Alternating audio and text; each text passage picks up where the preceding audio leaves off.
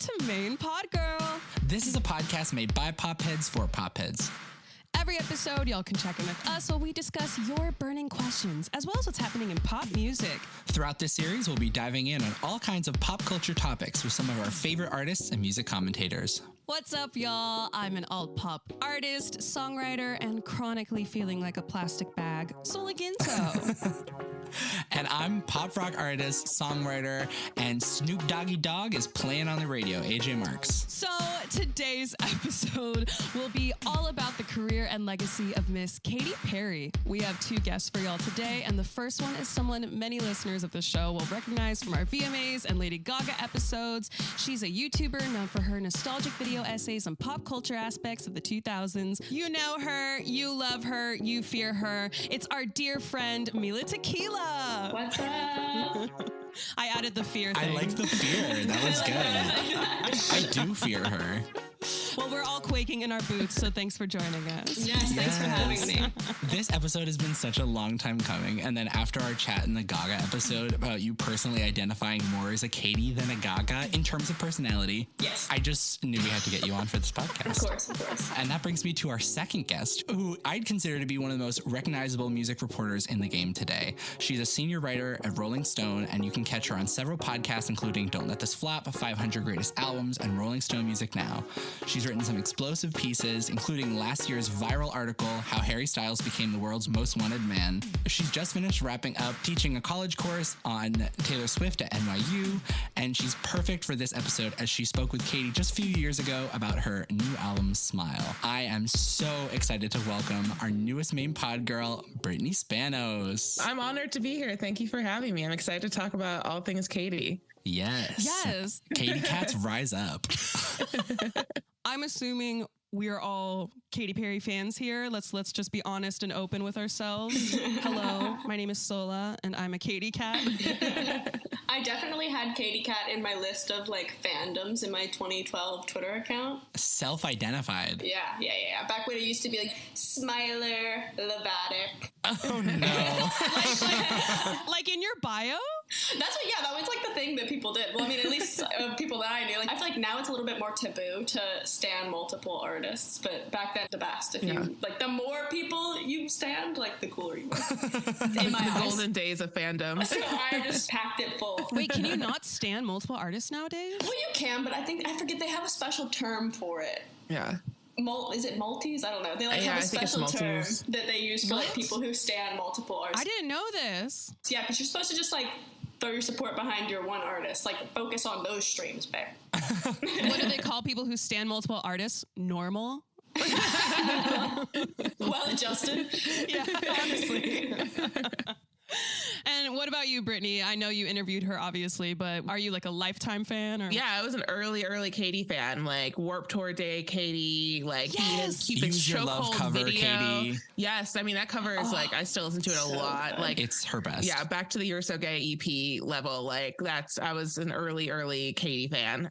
Big slay. She was really intertwined she was dating Travis McCoy, and like she dated the guy from Reliant K. Like I was very into all those bands then. And so she was so intertwined with that world. So it was very easy. It was an easy sell for me. And I think it was also a time when I had a brief moment where I was like anti-pop when I was in middle school because all my boy bands broke up, and I was like, fuck pop music. I like, and then I was getting back into it, and so she kind of came at a really good time where I was very scene kid, but also getting back into like top 40 pop music that I loved. But yeah, I was an early Katy fan. Well, this was like a big time for the I'm into pop but not pop time thing. Like it's like Avril Lavigne, Pink. You had like Rock Mafia working with so many people. Yeah. The anti-Britney Spears movement in pop music was sort of kind of the alt girl, Ashley Simpson, like everyone sort of trying to not be the full-on glam pop star and being sort of like the more down to earth, like I'm not like other girls.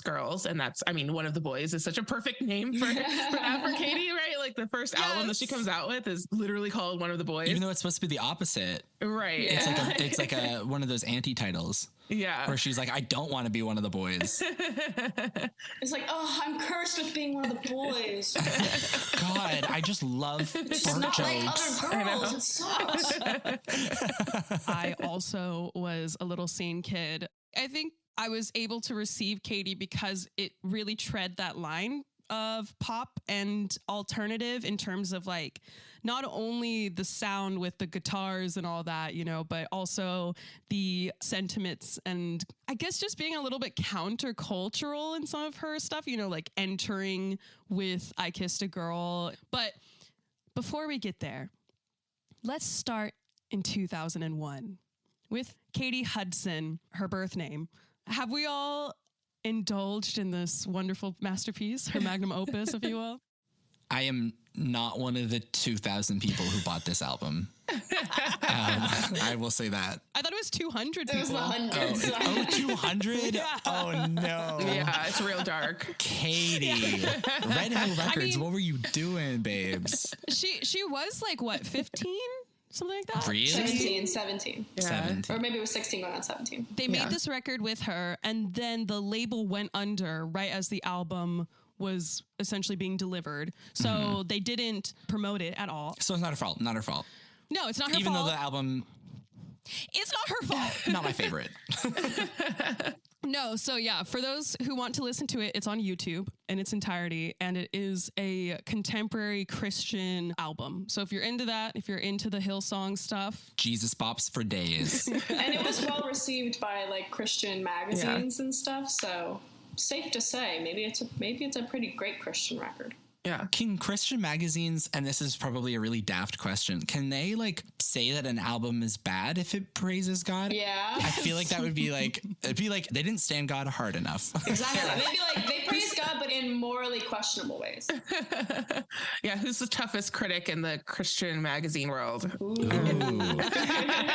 Let's get them on the pod and then ask them about Katy Hudson. you know, to be honest, it's not that bad. Like you can really hear, at least in terms of like her vocally and stuff, you can really hear the beginnings of the artist that we know and love today. There was a lot of reviews that were saying that the Katy Hudson album like owed a heavy debt to Alanis Morissette. And when I read that, I was like, really? And then, holy shit, like she really does do the Alanis Morissette vocals a lot. Like, and I never realized that at all. And another thing about this album is like, I wonder how much, like, because I know obviously she wasn't making Christian music anymore when she was like getting signed to labels and working on demos and stuff. But I wonder how much of her like Christian roots were what led her into that Warped Tour scene, because there was so much crossover with like Christian rock and like emo music and like post-hardcore and all of that at the time, especially in Warped Tour. So I really wonder like if that was the driving force to moving in that direction. Yeah, I literally was thinking about like how so much of early 2000s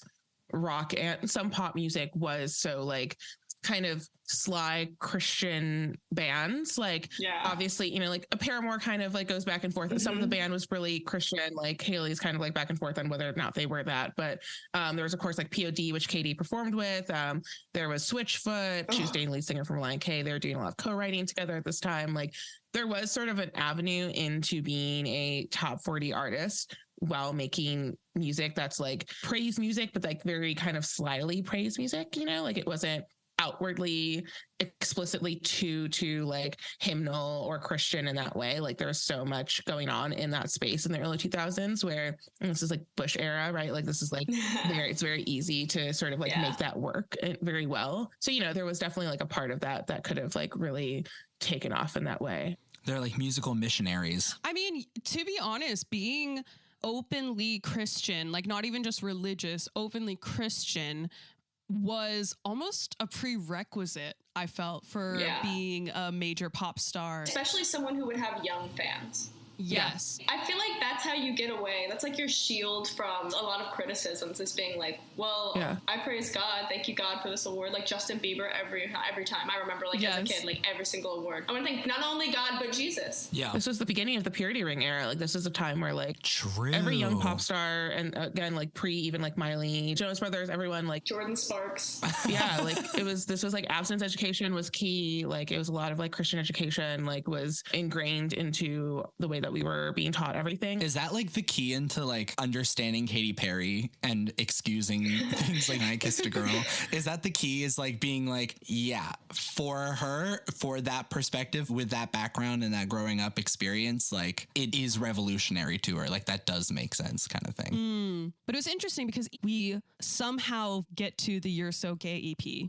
Like, obviously, you know, she's spoken about rebelling against her upbringing, right? Mm-hmm. But is there anything else that you think might have made this not only a good starting point for Katy, but like a logical one? Well, we have to think of like where she was at this point, which is MySpace. Me too. Like this album is so MySpace, and even One of the Boys bleeds into that too. Like she was so ingrained into that world, and like she was opening for like these MySpace like scene adjacent artists like the Veronicas. And the things that she talks about, like when I was listening to You're So Gay, I was like, the song, like musically pretty good, catchy, but like it's not relatable at all. Aside from being like offensive or wherever it sits in that world, it's so dated that it's like, wait, like you're talking about like metrosexuals, like no one's used that word in 15 years. I'm like, this is the most unrelatable song. Like I have no, like I cannot relate at all to what she's talking about. Mila Tequila can't relate to being gay. Being gay is unrelatable. No, I can't relate to like a guy being metrosexual. She's like, you're so gay, but you don't even like boys, like because you like to primp and you like to like get like, I'm a Guido. That's like all Guidos like to primp. What are you talking about? And like, I don't know. And I was just like, this is so 2007. This is like the cast of like an MTV reality show would be like, oh, exactly. Like these guys are so metro these days. But that was like the thing, like literally metro station. You know what I'm saying? Like, oh my God, was that why? I don't know. There's no way. But I always thought so because I remember when I was like 11 years old saying my type is metrosexual. Your type is just gay. You had a crush on Adam Lambert. Like, let's be like. I had a crush on Lance Bass. Yeah. It's every bisexual girl's childhood situation. It's being in love with all the gay kids. But you're so right, Mila, when you talk about how it was like made for MySpace, I guess, memeing, you know? Yeah. It's a novelty song. Okay, speaking of like novelty songs, she has kind of two in a row. Yeah. The first one didn't really take off and was more of just like a, what was it, like a promo single? I feel like if you ask any like non-pop fan, they would just be like, I mean, even a lot of pop fans would be like, I Kissed a Girl was her first song, her debut. That's just because the process to getting this album out was so tumultuous for her. She had signed to 2 separate labels. She had made 2 separate albums, was dropped by both of the labels. She had made a complete album that was ready in 2005. She had another album that was completely ready in 2007, titled Fingerprints, which you'll recognize as being on One of the Boys. And a lot of those songs just like got scattered and went to other people. She had 2 songs that went to Selena Gomez and The Scene. Mm-hmm. She had songs that were on Miley Cyrus's breakout album and songs for Kelly Clarkson. And you forgot Ashley Tisdale. Yeah. She was bankrolling all of the Disney girls. Yeah, and when you listen to the album, I can hear Miley Cyrus breakout era. Like, I hear that. And I think You're So Gay just came out because it was like Columbia signed her and was like, all right, put something out. And she was like, finally, Jesus. And like, so she put like these songs together. And then One of the Boys. It was just like, You're So Gay didn't perform well, but it was good at like creating a story and a background for the artist that she was like, you know, they were like prepping society. They're like prepping everyone to like be ready for this like Katy Perry character that you're about to get when One of the Boys dropped. Yeah.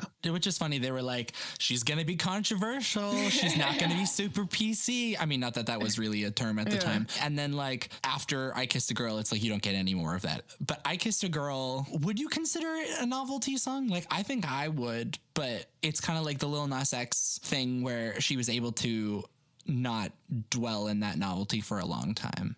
I wouldn't consider it a full-blown novelty song, but I do think there is a novelty element to it just because that's kind of also like Katy's thing, right? She's definitely like one of the peak sort of like pop humorists, right? Like that's like such a big part of everything she does. You know, there's comedy kind of intertwined into all of it. And I think with this one too, it's like supposed to be like tongue in cheek and a little like, you know, like that non-PC, but it's also still kind of like a little like jokey and like weird. And so there is a novelty to it, but it is just like kind of a straightforward politics baity, bi baity, like pop song. I think it's hard for her to do anything that doesn't have a little bit of a novelty song shtick to it.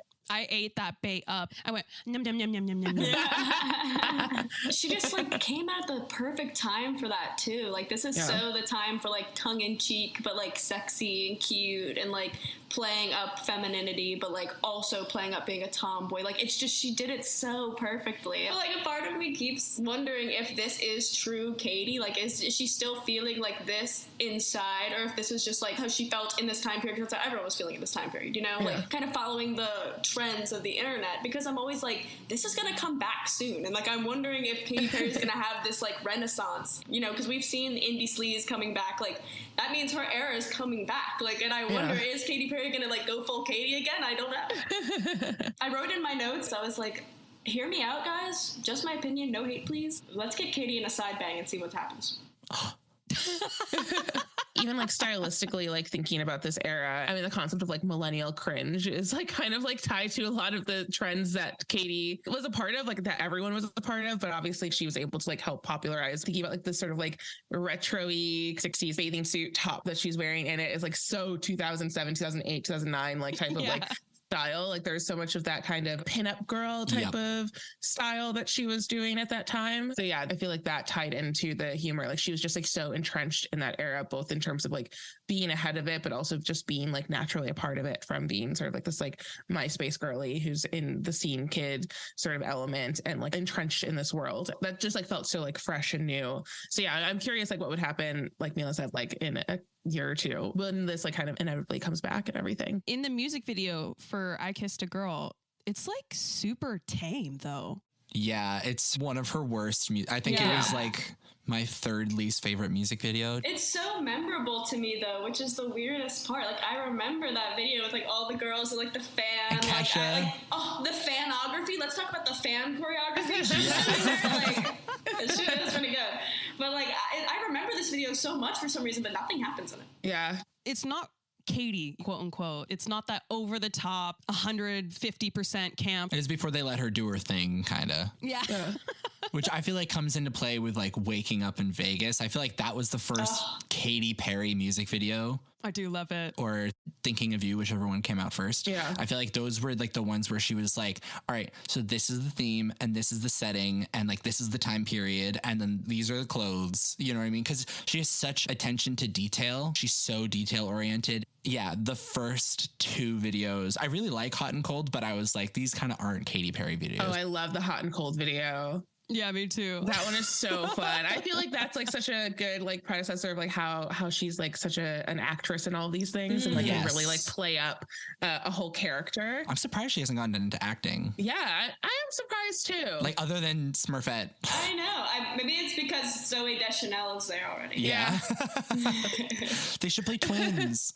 Oh God, that would be really funny. I always thought she would be a really good actress. Ooh, we missed the opportunity in 2012 to have a new version of that trope where like one person's a pop star and one person's a normal person, and then they like switch positions, and it could have been Zooey Deschanel and Katy Perry. Princess and the Pauper. Fast forward when Zooey Deschanel is in one of Katy's music videos. Yeah. I thought that was going to happen. I was geared up. I was ready. I had my little twin fantasy ready to go. Twin fantasy? My Katy Perry twin fantasy. Wow, we are really in the I Kissed a Girl era, aren't we? Yeah, so it was nominated for favorite song at the Nickelodeon Kids' Choice Awards. Like I Kissed a Girl by like a female artist, and it's nominated at the Kids' Choice Awards for favorite song. I was like, that's very impactful. Like, it's not like this song was a song that you couldn't play around kids, because everyone who like stands her now kind of was a kid when it came out. I felt like this was like a perfect song where everyone felt some way about it. They were either turned on, offended, or finally represented. But it wasn't even like real representation. But people like felt represented. I know a lot of people, like, and kind of including myself, were like queer representation in mainstream media. Like, even if it's just someone being openly bi-curious, a lot of people, especially people who watch the Kids' Choice Awards on Nickelodeon, are not, it was only like teen shows that were dabbling in queerness or like shows that weren't for kids. So it's just like, that was a lot of people's first introduction to bi-curiosity and bisexuality. So, and I feel like that might be another thing that comes from that like warped scene. Like there was a lot of just like open expression of queerness, and like I guess, gender bending, if you want to call it that, like going on within the warp scene. Like he's the devil incarnate, but Jeffree Star was a huge face of that at the time, and that made people feel very progressive because they're like, look, I'm hanging out with this guy that's dressed up like a girl and he's wearing makeup, and like that was the big thing at the time. It was the glam rock of the 2000s. Yeah. And she was taking that from like that scene, which is another reason why parents and authority figures were very averse to the Warped Tour scene, not only because of like screamo music and emos and what that had caused for the last like 10 years up to this point, but like because of this like open curiosity about gayness. Yeah, I mean, like all the Warped Tour scene boys were always smooching. Mm-hmm. A little kiss everywhere, you know? And they did that for us. Yeah, they did it for us. It's for the fans. That was bi culture. It was for the female gaze. Yeah. Yes. So I actually went to the 2008 Warped Tour. I saw Katy. It looked like she was selling her own merch, and she was wearing the blue outfit that she wears on the album cover. Iconic. She was really like entrenched in there, like you were saying, Brittany, you know, not only actively performing on it, but publicly dating people. Harry Styles could never. I'll never forget because I was a huge Gym Class Heroes fan and I loved Cupid's Chokehold. And there's two versions of the video. There's an original version of the video that they had with some random girl. And then I think Travi and Katy were already dating and she became so famous that they had to redo the video with Katy in it because they wanted to make the song get bigger. Yeah. Wow. And I remember that because I was like, one day the first version of the video was gone and I'd seen it so many times. I was like, that is not the version of the video I remember. And I was like, that's Katy Perry. Interesting. She was becoming so famous. And she was also being part of this moment to help the bands that weren't the Fall Out Boys and the Panic at the Discos and the My Chemical Romances get bigger. Like she was like the liaison into pop fame for some of these like second, third wave scene Warped Tour bands right before it totally dissolved. 303 Starstruck featuring Katy Perry. One of the greatest songs of all time. That was gonna exactly. say, what a great remix. Oh my God, that's actually one of my favorite songs ever. It's such a good song. Oh my God. I was such a huge fan of that 303 album that when like the remix came out, it just felt like such a bold-faced sort of like grab for fame. And at the time I was like, no, I'm 14 and I would never collab with Katy Perry and Kesha. Like, stay underground. What's wrong with you? So many people will attribute her success and her talent to her collaborators, but Thinking of You and Mannequin, she wrote alone, and those are my two favorite songs, maybe of her of all time. Mannequin? Yeah. Okay, justice for Mannequin. We talk about this all the time on the pod. We talk about Mannequin all the time because nobody gives it the respect it deserves. It's so good. So clever. There's a lot of points in this album where I was like early, like indie girl vocal, like nuances that she did. Like there was a lot of points of this album where I was like, it's too much for me. It's too much. She was pre-Halsey. Yeah. But Mannequin, I was like, I like, because there's certain songs where it's like she can do that and it's like it lends itself to the song, and I feel like Mannequin was one of those songs where I was like, I like the vocal nuances on this song, like I like her doing that, it like fits with this song. But like for me personally, there's a few songs on this record where I was like, the low points get really low for me, but like the high points are so high. I feel like this is the highest low points for me of any album. Yeah. Really? I would agree with that. I would agree. This is my like favorite album of Katy, where I listen to it front to back like an album. I think the low points on later albums are much lower than the ones on here. We'll come to see through my ratings that like I have like a big point of contention with like Katy Perry slow songs, not only with like what I expect from a Katy Perry album, where they're placed in the albums, it always feels like it doesn't wind down the album. It always feels like it brings you to like a screeching halt. Like you're going like, yeah, and it's like, and I'm like, oh my God, what the fuck? Oh, like the Taylor Swift 5th track ballad. Yeah, it feels like I'm running into a wall. I'm like, what just happened? We were doing so well. I did put like a favorite songs and least favorite song from each album if y'all want to do that. I would love that. Yeah. For this album, my best were Fingerprints and Self-Inflicted. I love her in that like rocky sound. I wish she would have done that for a little bit longer. Yeah. Absolutely. But I realize it did fall out of favor in like pop music, but I really wish she'd stuck with it a little bit. I love her voice on that. What's your least favorite? My least favorite is probably If You Can Afford Me. This is interesting. I feel like when you keep mentioning all the songs that you like, I'm like, it feels like we have exact opposite opinions of this album. Every single song that I liked from this album was a Greg Wells song. Every single one was produced by Greg Wells. And I was like, wait, that's crazy. And then when you get to Teenage Dream, it's like none of his songs. I was like, what happened to us, Greg? I thought we were so had good. something. Yeah. We were going so well. Oh, apparently If You Can Afford Me has the most streams on Spotify out of all the non-singles on this album. Wow. So apparently a lot of Justified. people are going to cancel you Yeah, now. a lot of people are going to hate me for saying this. A lot of people are going to hate me. We love a hot take. Me in the bathtub in 2012 would totally disagree with you. I would burn CDs and then put them in my like CD player, and I would just like take baths and just like chill in the bathtub and listen to Katy Perry. I don't know why. I'm Like, sorry, but if my son was burning Katy Perry CDs and like listening on his own in the bath. you would think he's depressed. Yeah.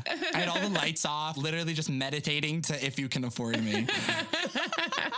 I think it also probably has to do with me listening to this all at once. Like, maybe if I listened to it as a one-off, I would probably have a different opinion of it. But I think it also at this point in this album, I was just like a little bit tired of the like tropes of this album, where it's very like the very first song is like, I picked sneakers over high heels, and I'm like, all right, okay, we get it. It's 2007. I see it. But it's the regret of that, which was she was the first person ever to regret being not like the other girls.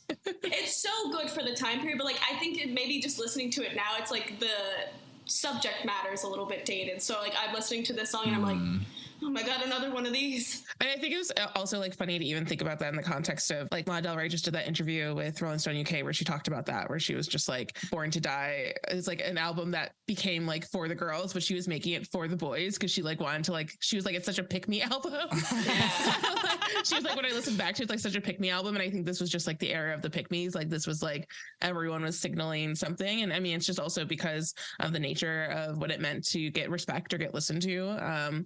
Was like a lot of sort of over signaling the idea of being a songwriter, of all this other stuff to sort of avoid the pitfalls that so many other pop girls had fallen into. And that's probably another thing that comes from her coming up in the scene, like with all those warped bands, is being like, listen, I may make pop music, but I'm not like all the pop girls. Like, listen, I like sneakers. I like playing guitar, guys. Like, listen. Like, I don't know. I guess listening to it now is just like, we've come far enough that I was like... And then we get her MTV Unplugged. I watched that shit like my life depended on it.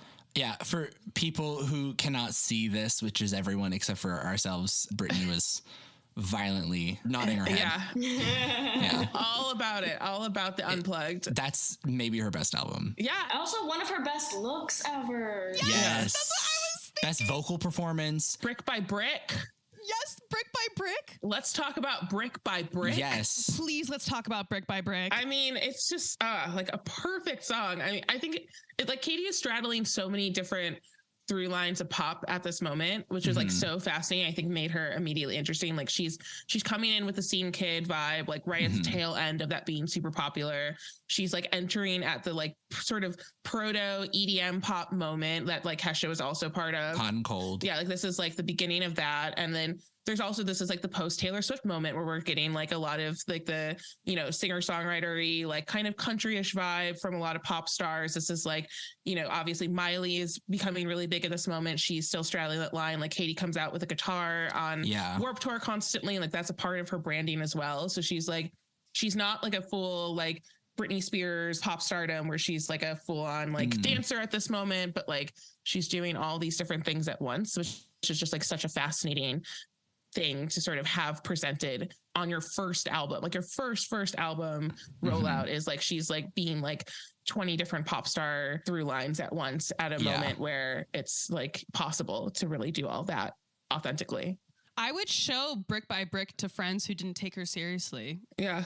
She wrote this by herself. Yeah, she's also playing the guitar.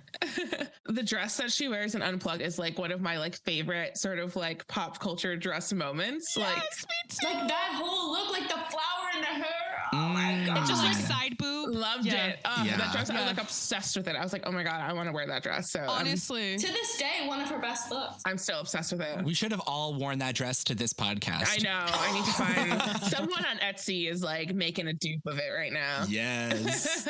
Trust that if I could do my hair like that, it would not look like this. It'll be the same thing as someone being like, I'm wearing like vintage Versace from like spring, summer, like 91. And it's like, I'm wearing the Katy Perry Unplugged 2008. Yeah. The Devil Wears Prada meme where it's like, is that? And it's like the Katy Perry Unplugged dress. This is my atonement dress. Honestly, I'm so glad you all feel that way about it. It's truly iconic. It's like the young millennial, old Gen Z equivalent of J-Lo's dress. Oh, yeah. You know the one. Yes. No, absolutely. I mean, it's not culturally that way, but it is. For us. Yeah. We can make it that way. It is for this specific podcast. We can do our best to make it that way. Before we get into the Teenage Dream album, I have a feeling that before all the songs that were written for Teenage Dream were written, we have the Greg Wells songs that were kind of left over. I think the reason you don't like those Teenage Dream Greg Wells songs, Mila, is because they were just the scraps from One of the Boys. Yeah. It feels that way. Like Circle the Drain it's not even about someone like recent. So I think that is Warped Tour, Katy still kind of coming through. Yeah. So let's get into the Teenage Dream era by starting with a clip of our episode with Bonnie McKee. Friend of the pod, Bonnie McKee. Who was such an instrumental part of making this record. I want to highlight here how she and Katy met. So here it is.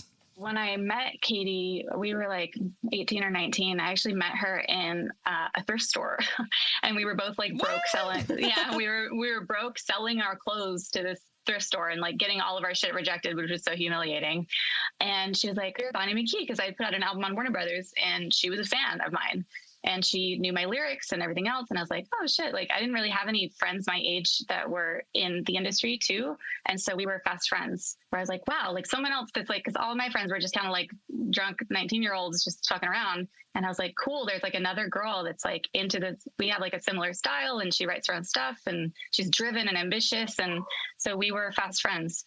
And I remember I went and saw her play Hotel Cafe, and she played Thinking of You. And I was like, damn. That's a song. That's a fucking great song. Yeah, so she's just like a fundamental part of this era. And the first song they wrote together was Part of Me. Come on, military industrial complex. Yeah, because it wasn't on the original album. Yeah, so I was not as big of a fan of this album, I think, at the time for me, because I was still a little like emo demon. This was a hard pill for rockists to swallow. Yes, it was my jagged little pill. Well, it's also the tale as old as time. You know, you come up in the scene, you turn to pop. Yeah. Yes. And so I could see a lot of resentment coming from early fans because of that. Did you feel at all the same, Brittany, or were you a fan of the... I was all in. Yeah. I feel like, again, like when Katy was coming up and when One of the Boys came out, like I was starting to get like really into getting back into pop fully. Like I was pilled. Yeah. Like this was like around the time I had to admit to myself that I was like a huge Jonas Brothers fan. Like I had to like literally have a talk with myself and be like, you just need to admit that you're a Joe girl, you know, just get into it. You were a Joe girl. Already in. Yes. Taste. Duh. Oh, we're all Joe girls? Forever and always. Sorry, Nick. I'm not even sorry to Kevin. Listen, no, I'm not to any of them. But like, I already knew that I was getting back into pop music generally now, and I was already like a huge Gaga fan. I was I was a full-on Lil Monster. You know, like all of my like top 40 taste was like coming back to me. I'd given up on my scene kid rockism that I had absorbed. I also no longer wanted to be One of the Boys. You know, like so I was already like this album. Like I was in it from the beginning. California Girls, obviously great single. I think it may be like one of my least favorite Katy songs generally. Yeah. Like I find it like kind of unbearable to listen to now. Like I just find it so annoying in a way that I'm shocked. But I think like, I mean, Teenage Dream, the title track, like holds up incredibly well. Yep. I loved E.T. E.T., the one that got away, kills me. Like I love that song. Got away. Oh, that's a movie. That's a movie. That's a movie. It Yes. is. Absolutely. Also, I must say, and I know that I'm probably the only person who will say this, but I loved Peacock. Oh, You're not the only person. That's a good song. Yeah. This is a safe space. Is that an unpopular opinion? Because that's one of my top songs in this album. Okay, excellent, because this song is hilarious. Critics hate it. No, it's still so good. Like, like, stop acting like a biatch. It's so like, it's so 2010 too. Like, and it's so catchy. Like, I love the cadence of it. Like, come on, baby, let me see what you had in underneath. Like, I love it. It's so good. Like, 10 times platinum in all countries in my head canon. It is platinum certified as a song.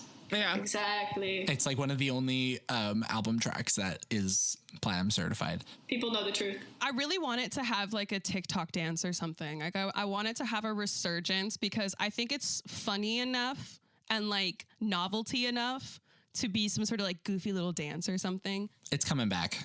It's like a gender bent version of the like 303 type tracks. Yes. Yep. Yes. So where it's like, come on, girl, show me your tits. She was just like, let me see your peacock. And like, no one else was doing that. Interesting, because Kesha was doing that, but she was doing it on a track with 303.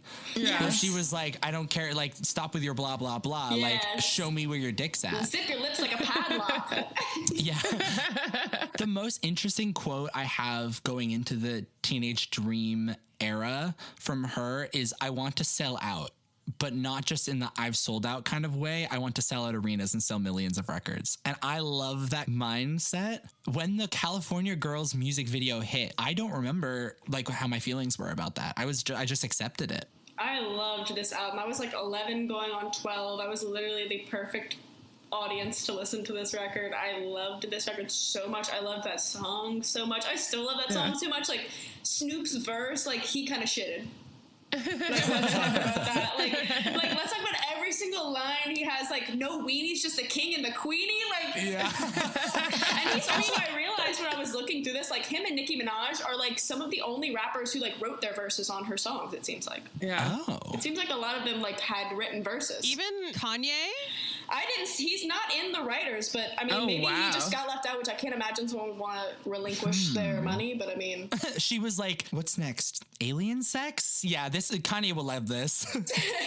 I mean, to be fair, I do hate Kanye's verses on E.T. and I prefer the version without him. Couldn't be me. I loved that version when it came out. Like, Honestly, I love It's the canonical version in my head. Yeah. the radio loved it too. Like, I think that might even be part of why I love it so much, because it played so much on my local radio station. Like, that was the version they played every time. Like, I tell you what to do, like every single time. It's so good.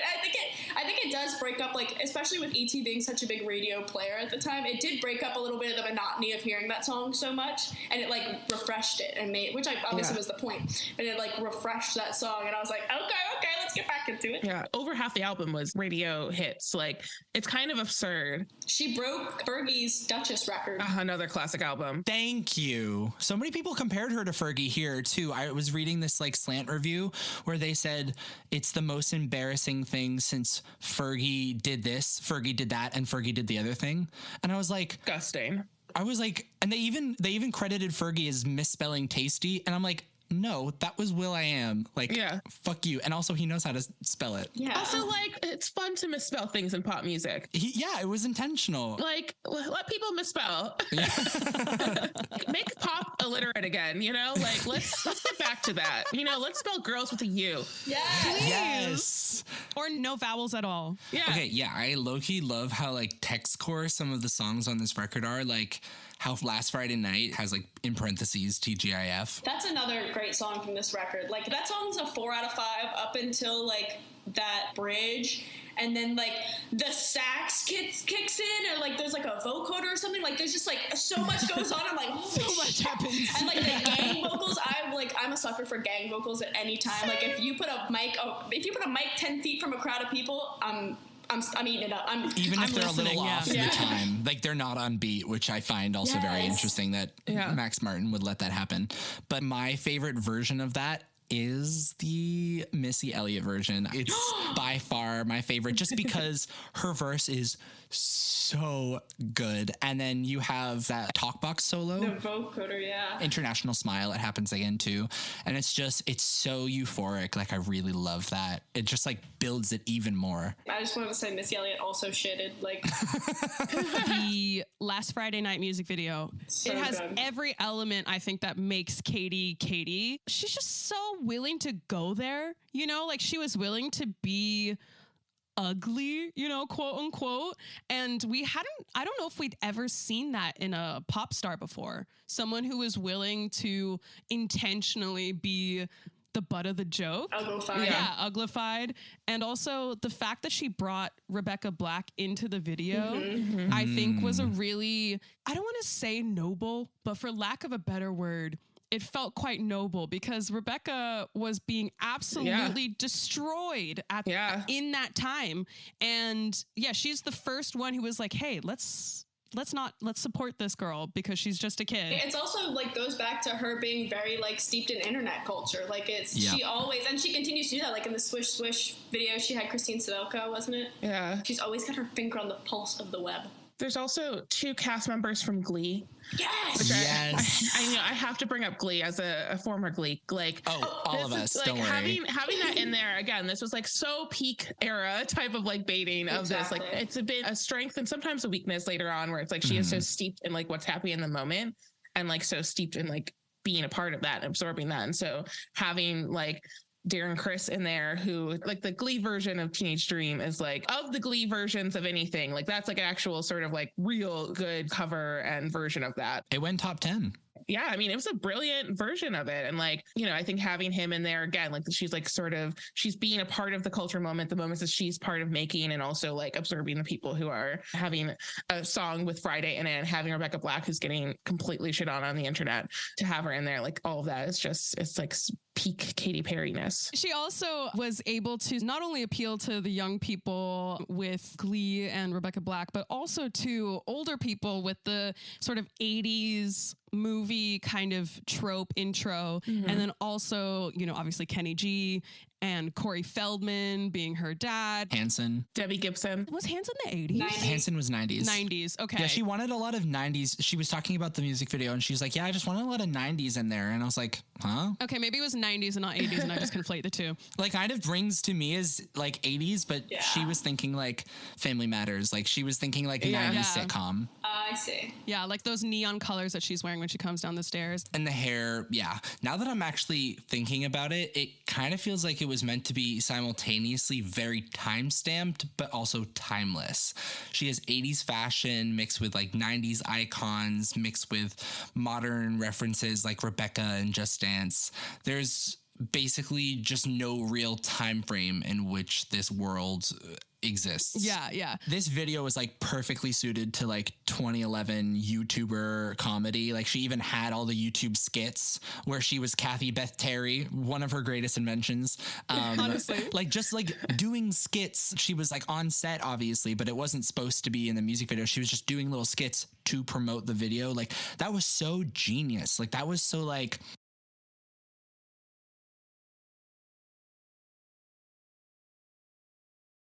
The Hangover. Like I feel like The Hangover is her sense of humor, like that now outdated sense of fart jokes, and like even like in her like Vegas residency, she sings all her like sexiest songs like literally like on top of a toilet. with like a literal singing shit. Oh yeah. You know what I mean? Like I feel like that's her sense of humor, and it really works for her in Last Friday Night because of the time. And it doesn't work for her, or at least it wasn't favored in the Swish Swish music video where she's doing all the same things. It's literally the exact same formula, even down to like having a Glee cast member like Jenna Ushkowitz, but like it fell out of favor by that time. Her humor didn't change. The country's humor did. It's also, I feel like she fit so perfectly into pop at this time. Like, it was like a puzzle piece into pop at this time. Because it's like, we had Beyonce, Rihanna, Gaga, Kesha. And it's like, they were all doing like starkly different things. Yeah. Even if the music might sound a little similar at some parts, like, you would never confuse their brands for each other, ever. No. They were very, very independent of each other. I love that. Also to like the 80s thing too. Like I think by the time TGIF, like the song was out and the video was out, like I feel like there's like so many 80s nights constantly, like 80s themed parties, and like in the fashion, like the neon glasses and like the way people were like kind of like wearing certain like elements that were like super 80s camp, sort of like teen movie inspired. Like thinking about that as sort of like that trend again, like her just kind of like fitting into this really weird moment in nostalgia. I feel like you can tell Katy's story best by watching her music videos. What she did right, she was able to have 5 #1 hits. And the reason she was able to have that is because she gave each one such a distinct identity. It wasn't Katy Perry in every video. It was like Kathy Beth Terry, or it was this alien, or it was like this old woman. And it was like every video had a character. They really like painted the picture of what you were supposed to imagine when you imagine the song. Like they're so kind of ingrained into our heads. And I feel like in a way that's not replicable outside of that time period, because music videos were integral to the songs and how the songs are perceived. But I feel like now that only happens with like maybe like WAP or like Montero, like very few and far between. I mean, I think it's also harder to capture people's attention. Yeah. In that way, like I feel like Olivia Rodrigo had to sort of maintain that same aesthetic of like this high school pastiche that she was doing for her entire rollout. Like Billie Eilish, the entire first album, The Weeknd, After Hours. Yeah, like you have to build that world and like let that sit and simmer for a little bit just to keep the story going, versus this was a moment with like Katy and Gaga and like everyone was doing something so different from single to single and able to still maintain their identity throughout it. Like Katy's identity was to be the weird girl in pop, like kind of being like a little bit like kooky and like kind of like a little wacky and stuff like that, and not like full high fashion like Gaga, and not doing like glamazon type of looks like Beyonce, or even being sort of like the super down to earth girl like Taylor. Like she was all over the place and able to sort of maintain that and able to be like you said, like all those different characters from video to video. And she was able to still give this album such a memorable vibe, and like she took that to the tour, where I feel like, you know, one of the most memorable things that Katy Perry's ever done was the whipped cream bra thing. But she was able to do that and still go in so many different directions with all the videos, which I love, that she didn't like let it limit her. She let it be something really memorable for the album. But like E.T., I feel like you'd never get like an album like this with even like a song like E.T., but especially not a video like that for an album like this. And that was what I thought a lot when I was listening to this album. I was like, the second half, like after Peacock, I guess, I was like kind of surprised at all of the songs. I was like, wow, like I was not expecting this turn that this album took into like, and I know that was a lot of what like 2010 pop was, a lot of like those synthy songs, but I just wasn't expecting it to take that turn after all the like bubblegum hits we'd gotten in the first half.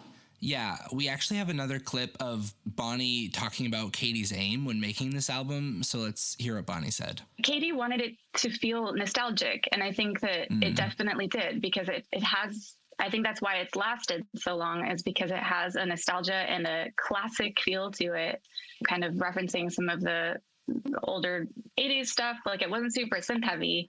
It was more like a lot of the songs from the 80s have lasted. And so like you look at what lasts, and it's like the big melodies, the simple production, but that feels big and feels like it's smashing you in the face, you know? And like having emotional undercurrents that come from a real place. And Katy is a real artist, and Katy has real things to say. Okay, so now let's talk about Teenage Dream, the song, widely regarded as one of the best pop songs of all time. And a lot of people consider it to be her best song. And it's like the rockists' introduction to pop music. A lot of people even recently have been like to me like, oh, I finally came around to pop music. Or like people even in the time were like, yeah, like the one pop song that I can admit is really fucking good is Teenage Dream. Like that was the one song that everyone was really sold on, that they were like, this is the perfect pop song. That's definitely one of the best bridges in all of pop music on that song. Absolutely. Yeah. But it's literally the least streamed song on the album of all the singles. Like in terms of like the music video and Spotify, by far, just like not really keeping up with all the other songs. And like, I don't know, like even I Kissed a Girl and Hot and Cold are kind of like outpacing Teenage Dream. That's probably because it got so much radio play in the like pre-Spotify era, like right before Spotify came out is when you were hearing that on the radio. So it's like people don't often go to Spotify to like listen to that song unless it's for like a wedding reception playlist or something. Yeah. Guys, I cried 4 times while watching these videos. Like, I'm sorry, you cried because Harry Styles caught a fish in a music video. I cried at the Adore You video. Yes, I did. I've been there. Yes, I know you understand me, Brittany. That's why we gotta be friends. Like, that's what I'm saying. But yeah, I cried at last Friday night music video because I loved it so much.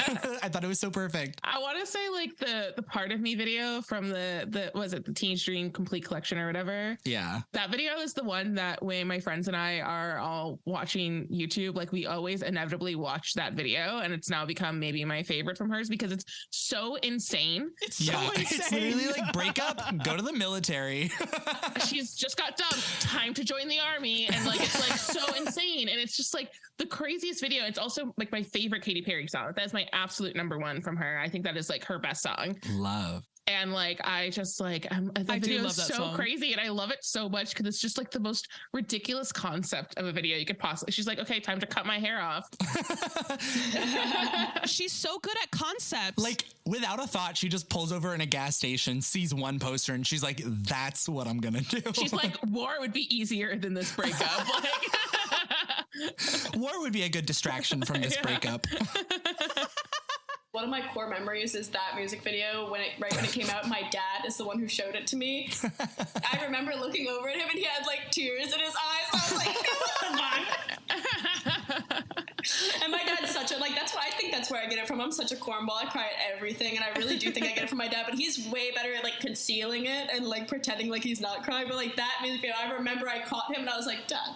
I've said this also on this podcast where I'm more of a I cry at like vocals. I cry at someone, or even just like singing passionately. And like I cried several times listening to these songs where I was like, not even just at nostalgia, where I was just like, Jesus, she's such a good singer. She's so passionate. That's why Part of Me is my favorite song by her, because I think it's all of Katy's strengths in one song. Mm-hmm. Like it's like an empowerment track. It's like this sort of firework type of I'm bigger than this thing that's going on. And also the vocal performance on it is just like so insane. It's like a perfect pop song. Everything I want from Katy, on top of having the most insane video ever made in the history of music videos. Like just incredible that exists in the narrative. That's another thing that she does really well is like, because this is one of the like keys to making one of the most important things for a pop song is that it has to be easy to sing. And it's like she does that so well because she's got such a like distinctive range that I don't think not a lot of artists could like sing the deep notes that she does. Like she has a really beautiful lower register. And like she's able to like belt in songs but like still make them so easy and so fun to sing along to. Like Firework, like everyone loves singing along that song, but it's like if you were singing it with a mic you'd probably be like but it's like when you're in a crowd everyone's like just on the night, like everyone loves singing that song, and she does that so well, especially on this album. I want to talk about the California Girls music video in the way that I feel like it kind of set the precedent about how people talk about Katy Perry. Gorgeous video, literally just a video adaptation of a series of paintings by Will Cotton. He also did the painting for the album cover, which I didn't know was a painting for the longest time. I didn't know it was a painting either. And seeing her pose for that was so cool as well. Yeah. But like as smart of a move as it was at the time to do the California Girls video, and like every time I think of Katy Perry, I think of her in that video. I don't know if that's the same for everyone else, but I feel like even though it's not her biggest song, it's definitely her most memorable set of looks. As smart of a move as it was at the time for her to do that, the self-objectification of Katy Perry, I feel like is something that will haunt her for the rest of her career, because it seems as though men, both straight and queer, especially from this point on, feel the need to like void her of any agency. As I said before, like all the conversation around Katy Perry is very condescending. I find like even the positive praise is very condescending. They kind of act like she has no idea what she's doing. They attribute her success to her male collaborators or to Bonnie McKee, as like maybe putting like Bonnie in the not like the other girls spot because she was behind the scenes and wasn't the pop star at the time. Yeah.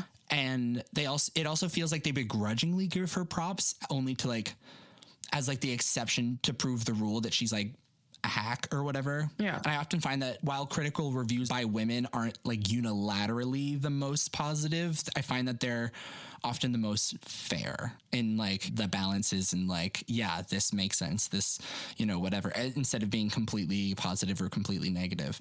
And I feel like it's all in this post-Brittany landscape, post-Britney Spears, not Brittany Spanos. Imagine the post-Brittany Spanos landscape.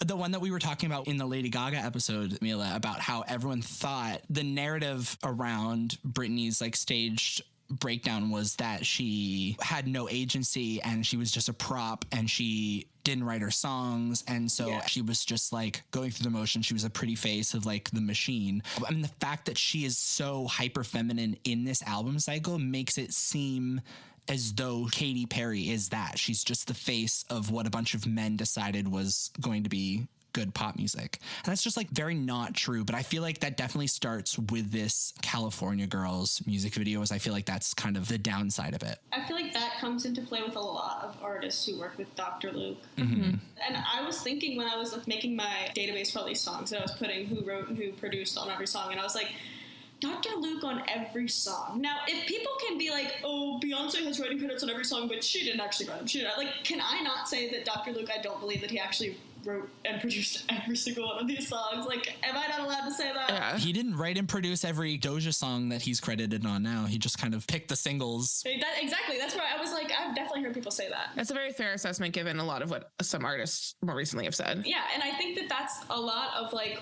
what goes into those mega critical like people who seek to write these reviews with the intention of like taking away something from Kesha or Katy Perry. Like they feel like they're getting too hyped up, so they're like, well, Dr. Luke is actually responsible for this whole album. It's like, I think that a lot of like what you were talking about with she has no agency, she's just the face of this, I think a lot of that comes from his involvement in these records.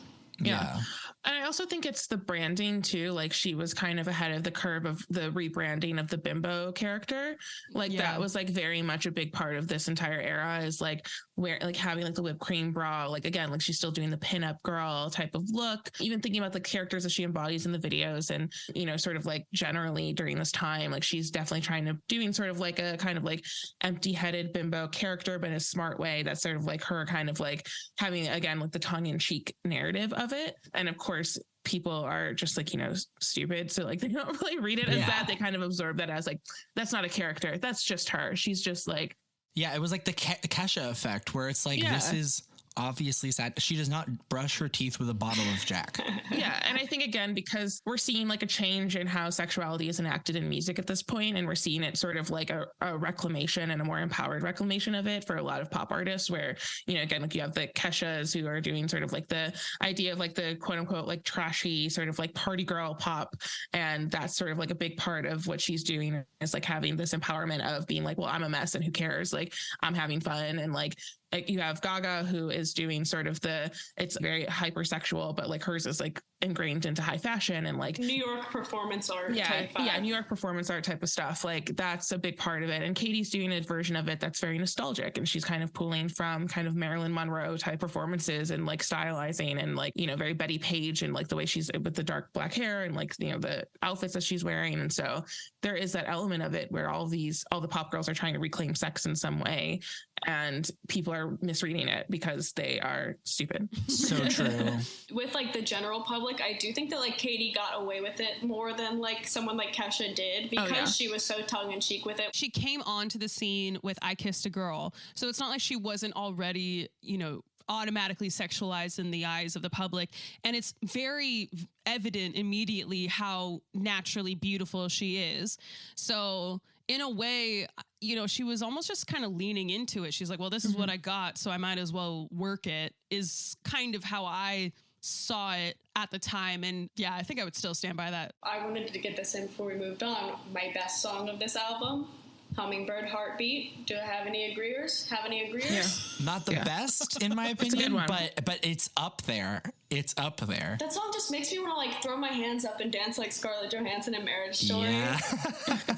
And my least favorite song of this album, Not Like the Movies. Oh, no! I thought you were going to say Pearl, which I would agree with.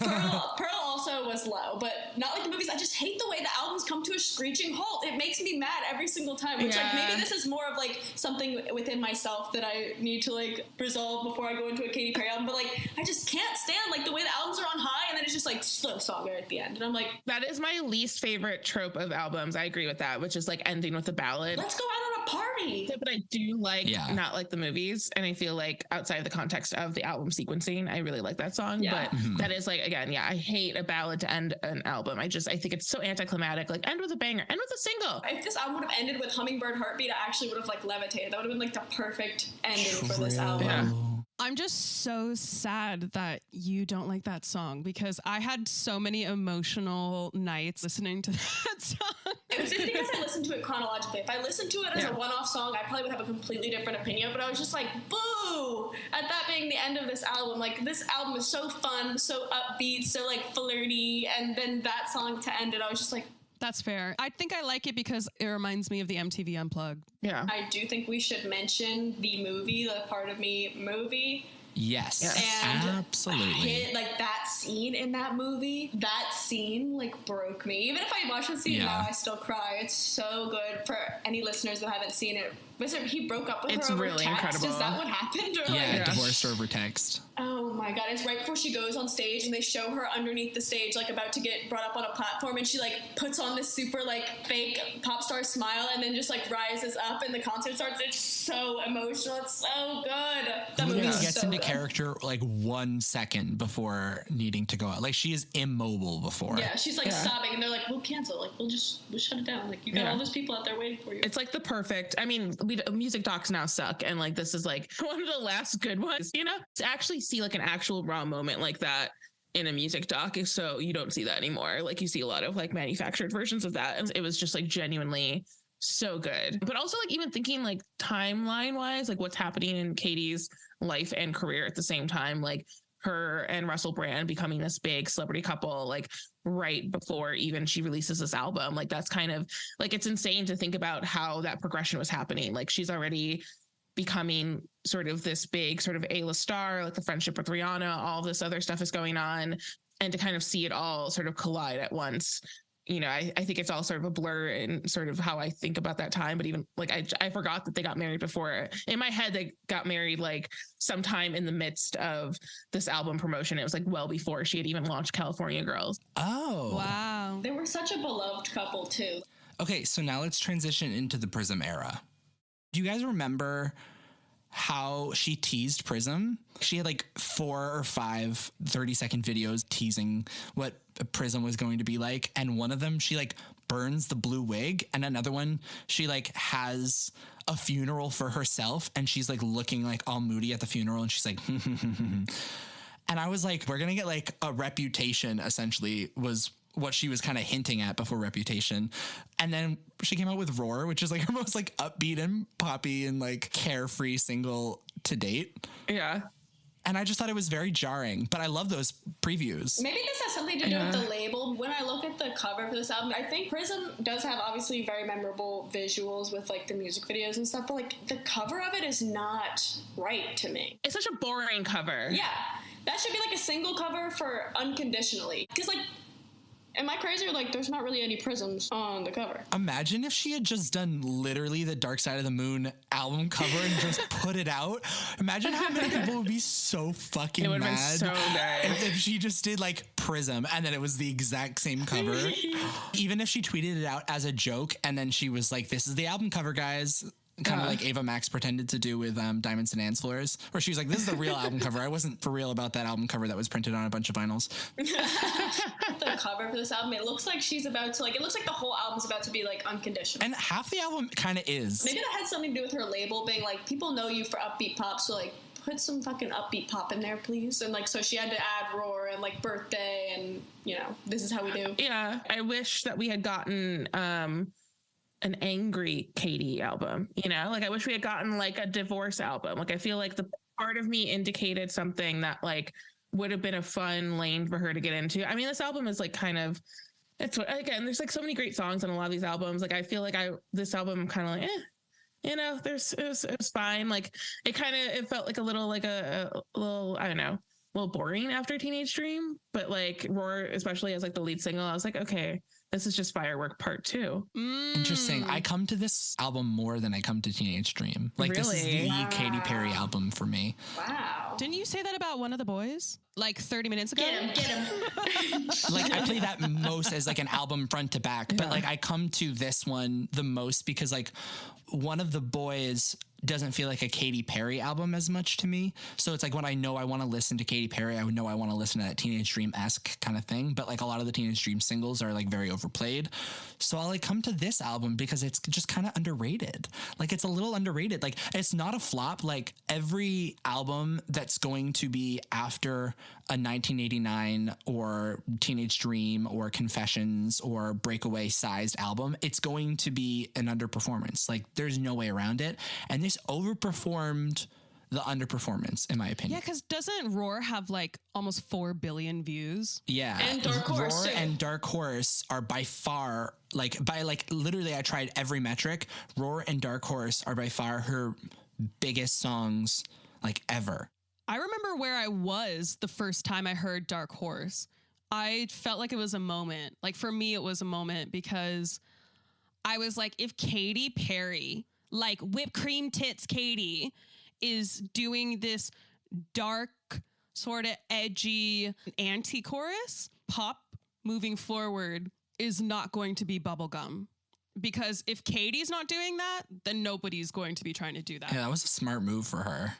A lot of the decisions on this album feel like they could only take place in 2013.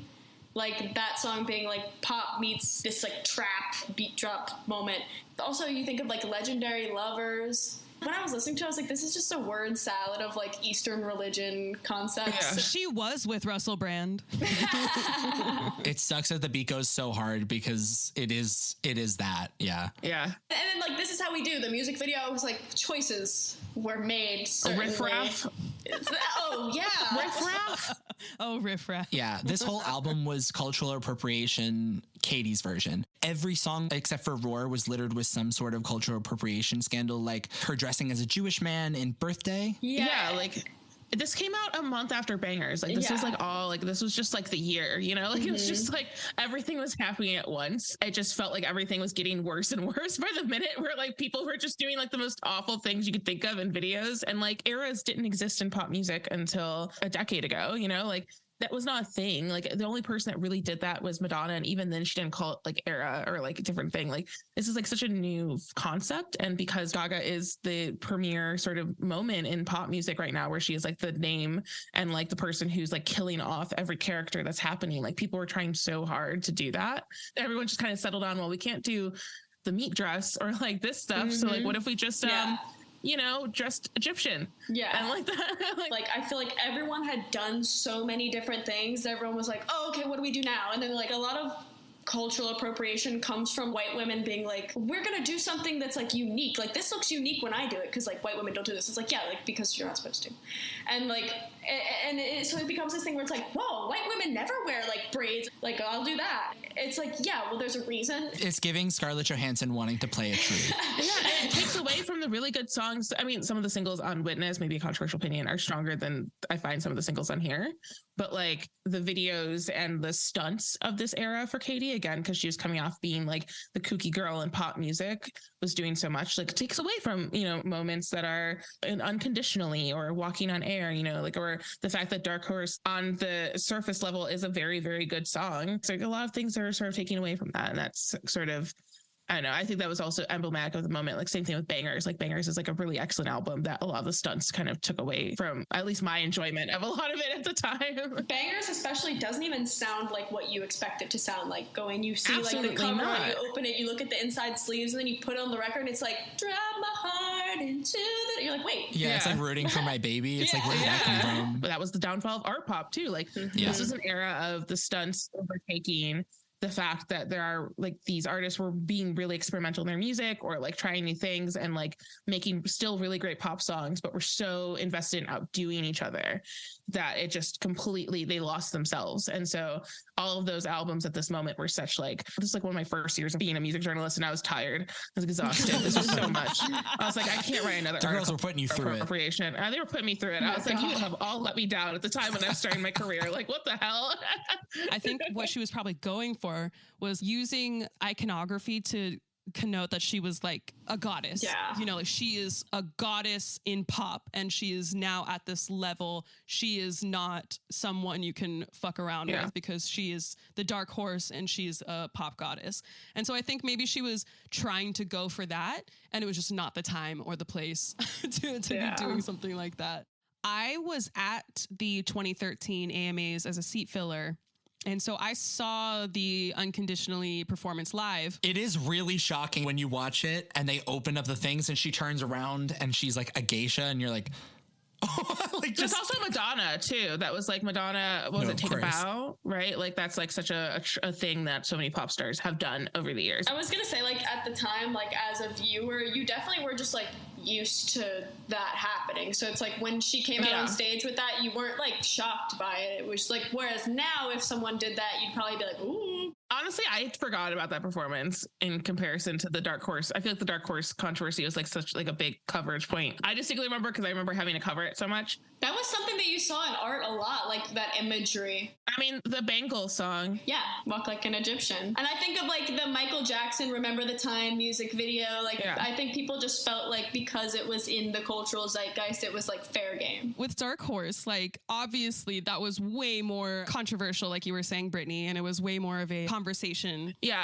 I think it was people were just tired. Like it was just like this year was like, again, like everyone was doing so much and none of it was creative or good or like it wasn't like actual sort of reinvention, you know, it was like reinvention by way of othering themselves and othering other people. And that was like not just Katy, right? That's like every pop star of this moment was doing that. And if this album was released in 2010 or that video was released in 2010, it would not probably have made a discourse or even a blip in a discourse. And I think it has to do with one of the first big times for like Twitter and stan culture and like, well, we didn't call it that, like fandoms at the time and like people that you wouldn't usually hear their opinions from unless you went directly to a blog where it's like Asian Americans or like Japanese people specifically like speaking their mind on like what happened. It's like you can go on Twitter and people are just talking about it. And I think, you know, it's also the common problem of like once you reach a certain height in your career, like Roar was a huge single coming after a series of huge singles and huge album. People just like want to see you fail.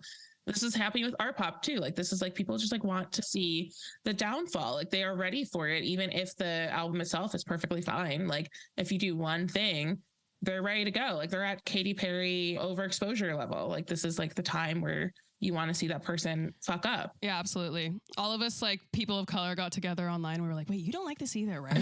Even though, like you said, like everyone wanted to see her fail. And yet, by every measure, like 2 biggest songs of her entire career. Like, I would love my flop album to have the 2 biggest songs of my entire career. Oh, yeah. So I feel like she was almost like too big to fail. And like going back to Twitter, like she's also at this time the most followed person on Twitter. I think that also has to do with her position in internet culture. Like, obviously, her being that quirky, relatable, fun. Like, out of all the pop stars at the time, like she feels like a real person. I was a One Direction big super stan. I had a One Direction Twitter account at the time, and like I know One Direction fans loved Katy Perry because she was the one who put Niall through on X Factor. So it was like she also was intertwined with other fandoms, like she had with friendship with Rihanna, and like she was like so supportive of like all these artists. It's like every fan base also loved Katy Perry. Like everyone loved Katy Perry, except maybe Taylor Swift. Yeah, up until this Taylor Swift thing. So that's a perfect transition to this like in between period. Oh, also she has the halftime show. I should probably briefly say she has Missy Elliott on. A lot of people are confused why she had Missy Elliott, but I think it's like duh, like a video queen learns from a video queen. It's brilliant. Yeah, it is one of the best. And put on one of the best ones. ones. Literally it was the most watched Super Bowl halftime show up until Rihanna, which barely beat her out, I think by like 10,000 viewers. And Left Shark was Left Shark is so funny to me. I wonder if Left Shark is the backing dancer that Taylor started all this beef over. But even on full tours and in her residency, she has like a different outfit, hairstyle, identity, and theme for each song. And that was also in the halftime show, which is why I feel like it was the best one. I actually went and saw her on tour for the Prismatic World Tour. I don't remember it that well anymore because it's 10 years ago, but I remember at the time that I was like, that's the best concert I've ever been to. Like she put on such a great show. I was like 14 and I was knees deep in my like 90s alternative music phase. So like I went because her friend that was supposed to go with her couldn't go anymore. So I was like, yeah, sure, I'll go. And like I wasn't super into Katy Perry at the time, but I was like, that was a really fucking good show. Like she put on a show. She was really on top of the world with the Prismatic tour, with the Super Bowl. Even Rise, I know people saw that as a flop because it went number 11, but I'm like, come on. I have a question. What was the moment that the tides turned? Do you feel like it was during the Witness era or right before? Because in these 4 years between these two albums, everyone went minimalist, which is admittedly just kind of like out of her wheelhouse or just like not something she plays up to very often. B, there was the Taylor Swift feud, and C, she cut her hair. Someone should write a study on like the big chop being like your final, like you kiss goodbye like a lot of your fans. Like Miley Cyrus, when she chopped off her hair there, so people were like, no, because oh my god, the era of her with the stupid bun and like the balayage looking hair, and like everyone was obsessed with that one photo of her signing stuff with the bun on top of her head, and like she cut that off, and then she had the blonde hair, and then Katy, the same thing happened, she cut it off, which granted the vitriol towards Katy was much bigger. I actually I've been thinking about it a lot because in the Taylor Swift class, like we obviously talk about the feud and we talk about it in 1989, like that feud was more of a loss for Taylor than it was for Katy, right? Like that was the beginning of like a downfall moment for Taylor. People turning on her because they're like, you're not girls supporting girls. Yeah, that was a very weird moment for her more than Katy, I believe. I think that was still a win moment for Katy, but I think the Dark Horse, like the back-to-back sort of cultural appropriation, like the literally song after song, like video after video, literally like there's one for each one after Roar. Yeah, that became sort of a moment of like her gaining out of favor. But again, like that album was really big. It really comes down to the time off because music completely shifted in that 4 years. Like it wasn't, I don't think there was like a thing that Katy did. Pop completely shifting in the time between Prism and Witness, and like what we wanted from our pop stars completely shifting between that and between presidents and between political sort of like energies at that time. That made Witness feel so disingenuous because again, like she's being so tied to a very specific kind of millennial culture that felt disingenuous. And after again, like coming back and being like, this is my political statement, after not really responding well to people calling her out for the stuff in the Prism era, that's really the connection thing. I think like the feuds and like the stuff in between, that was nothing. Like that was still just sort of like keeping her in sort of this cultural moment, and was again, like I think that Taylor Swift feud was more of a win for her necessarily because people like really hated how Taylor handled that and like doing sort of like this anti Another Woman song and having all of your hot model friends in the video for it. With Taylor Swift coming in looking all hot, like with all of her sexy friends, and then they're like being like, oh, I'm gonna fight back to this girl who's always been like the quirky older sister, like, I'm just different, like, and who had never thrown a public like barb towards her. Yeah, and like it reflects definitely negatively on Taylor. Also over backup dancers, which is oh my god, which is so stupid. I was always like, no one knows about this beef, so what are you talking about? The beef was literally, Taylor talked about it in her Rolling Stone cover story from that time where she was like, another pop star stole all my dancers, and it was because they left the Red Tour, which is not a dance album, and they went to the Prism Tour, which is a dance. Like if I were a dancer, I'd go to that tour too. I mean, I don't know, I'm not big in like dancer world, but I'm like, do they like owe you loyalty? I don't know. It's like, that's a job. It's going from job to job, but anyway, it was a stupid sort of feud, and all feuds are stupid. I also kind of hated it in terms of like, I felt a little bit annoyed at the fact that women can't make sort of diss tracks because men do it all the time. But I also think it's not like a pop thing to do. Yeah. It's not a pop thing. And this was also the beginning of pop feminism. This was an era where artists were outwardly beginning to understand the word feminism. Like it was post Beyonce self-titled album. No one used the word feminist in pop music until 2013. Like everyone was a humanist. Like Katy was not calling herself a feminist. Taylor was not calling herself a feminist. Definitely. Like no one was claiming that word. And so I think because it was such a rocky road into this, and also every pop star in the same way with post 2016, like pop stars sort of understanding their own political affiliations, like no one really had actual proper definitions of it. And so we're just kind of using a word aimlessly and like with no actual sort of connection to it. So I think that was kind of the issue. That's a very good point. But it was stupid. Yeah. A diss track should exist, but I think because it was being used under the guise of like feminism and like a newfound like love of the word, like it was like, you can just don't attach it to it. Just have a diss track, have a feud. It's okay. We're all haters. I think also in the world of like the current iteration of stan and fandoms that we see now, like kind of began in 2013 and like moving into this era. I don't think as long as an artist has stans, you can ever just have a fun, playful beef. Yeah, that's true. Because you see it all the time with like certain artists will like make songs about someone else and it turns into this like personal attack by all of that person's fans on the internet. Oh, like how people think that Justin Bieber is like making disses at Selena Gomez like now. Oh my God. That whole beef is something that makes me want to rip my hair out. I'm like, they've been broken up for longer than they were together, haven't it's so they? exhausting. Like, who cares? Like, yeah.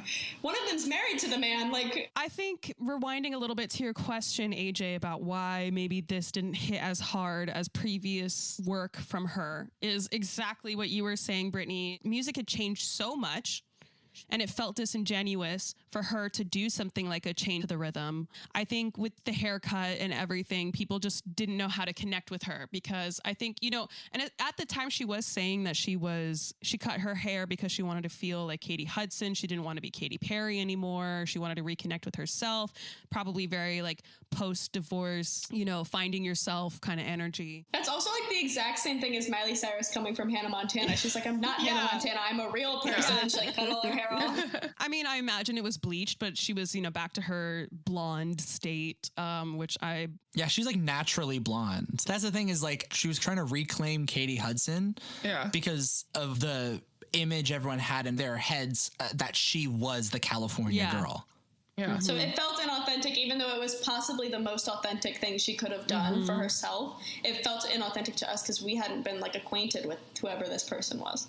I actually don't think it was very authentic. Ooh. And my take on that is that there's a quote from her in 2010 where she says, I think when I stop being honest, people will know and they'll see right through it. Wow.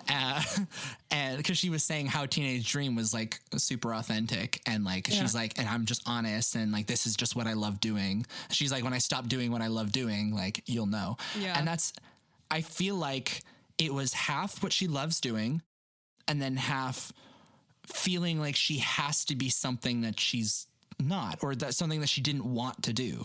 So like feeling like she had to be political, which I'm sure she wanted to, right? But then she calls the album Purposeful Pop when she really just should have called the single Purposeful Pop because she made 2 political songs. One was a deluxe track and one was the lead single.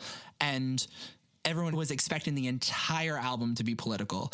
And then because she said that one thing, she's then had to like retcon a bunch of her other songs to be like, oh, Bon Appetit is about sexual liberation and not about cannibalism. And like Swish Swish is about like, I forget what her excuse was for Swish Swish. Can't people just be multifaceted? It's like, why can't you just be a normal person that likes sex? Why does it have to be like a statement, a movement? She just like felt like everything had to be political because everything was for other people and everything was in, you know, even outside of pop. So I feel like there was so much of that pressure that we put on her that like we failed Katy. Like I don't feel like she failed us. Well, I also think that she's kind of coming from the place where like Prism, she got so much backlash for being like insensitive, culturally insensitive and like appropriative that she goes into this album being like CNN Katy, like this is CNN pop. I do love Chained to the Rhythm. Like I actually love that song. I will defend that song. So I know she apologized for the cultural appropriation, but I didn't see her apologies. Did it happen before her Witness era started or did it happen like during? As she dropped the album, she had a Witness worldwide live stream that I remember watching. Like I tuned in quite frequently. Oh yeah, someone interviewed her. Yeah. And I watched her therapy session live and like her crying live. And then I watched her apologize for cultural appropriation because they had, I can't remember who it was. It was DeRay. DeRay. Oh, what a time. Oh my God. It's time to be alive. Everything is so crazy. Not this image. This is insane. Oh my God. I hated this is such a weird time. This whole era of the world just feels like a fever dream. Like it doesn't feel real. I feel like a lot of like popular music, not pop specifically, but like what pop people were listening to in popular music was R&B and rap music. So it was like she struggled to even find a place in like the conversation of like what was going on. And then like, and it felt to me these 2 albums feel like she's being like shoehorned into this like new sound of pop, like a sound that like maybe Dua Lipa can do and like maybe Charli XCX can do, but it's like, I don't want this from Katy. Like, and I've never really like, and it feels almost as if like she went in trying to like make a Beyonce record. And it's like, we didn't want you to make that. Like, we like, she's always been like the person who was trying to like go down the unbeaten path and like do this like larger than life kind of different thing. Whereas now it feels like she's doing what every other pop star does. So it's like, it's not Katy Perry anymore. It's like getting lost. She literally has a song called Pendulum, one of the best songs on the album, that like the lyric is, don't try to reinvent your wheel because you're too original. Exactly. And that song I wrote in my notes, I was like, this song just pissed me off. And like Tsunami too, I was like, the Pendulum, because it's so late in the album, I was like, this just pissed me off because this album could have been good. It could have all sounded like this, could have all been good songs, but instead it's like mid all the way through, and then you get like a few really good gems, and it's like, what happened? Pitchfork said not thoughtful enough to be album pop, not catchy enough to be singles pop. Yeah. I was like, ooh. I think Swish Swish and Bon Appetit, I love those songs. Absolutely. I think those are great songs. I'm like a big fan. If the entire album just like sound like that, I'm like, yeah. I think Nicki Minaj saved Swish Swish, in my opinion. Yeah. Max Martin and Migos, I wanted more of that.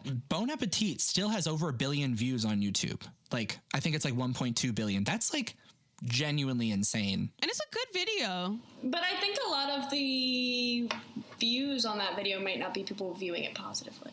I watched that video because people were like, look at this gross video.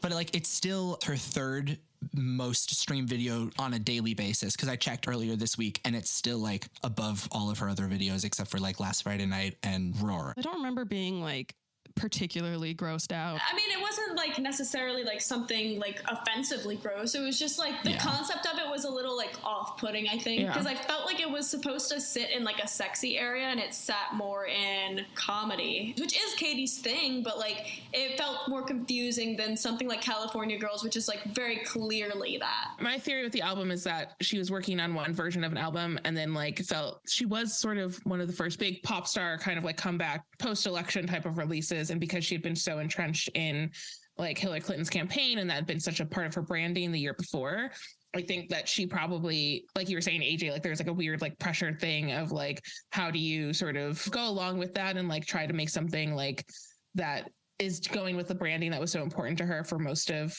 2016 to like this album that was meant to be sort of like a fun kind of probably pop album. She was like half herself and then half apologizing for herself.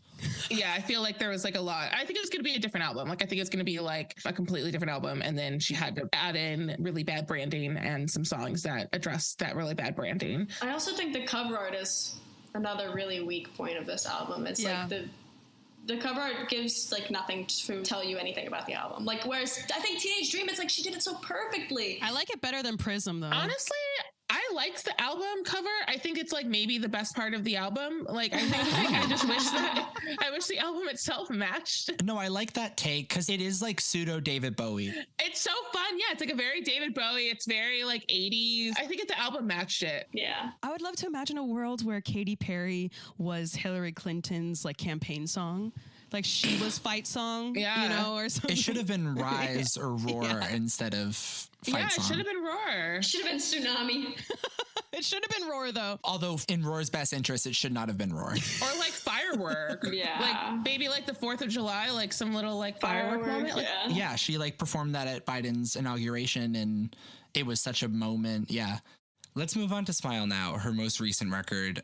I remember she had a press release where I think the head of the label was like, Katy already has a comeback plan. Like she has something perfect lined up. Like we're so excited to see what she does next. So I thought she's going to come out with an album in 2018 to just like quickly just be like, all right, that was a flop. We're moving on. But then she took like 3 years. I think COVID threw a huge wrench in her comeback plan, obviously, like with everyone's album, it threw a wrench in. But she did that same break, like between Teenage Dream and Prism, it was 3 years. Between Prism and Witness, it was 4 years. So it's like, it's her average amount of time that she spent in between an album. But then it's like, her release just got like just like destroyed with COVID. Like obviously everyone's was. And I think that's another thing that like ruined this album is that like she wasn't special for having ruined either. Like everyone's release got ruined. It ruined everything for her when like I personally think this is a stronger record. Never really over. I love Smile. Yeah, me too. Harley's in Hawaii. Dude, Harley's in Hawaii. She just should have released the album in 2019 because I think if she had an album campaign and she announced it with Never Really Over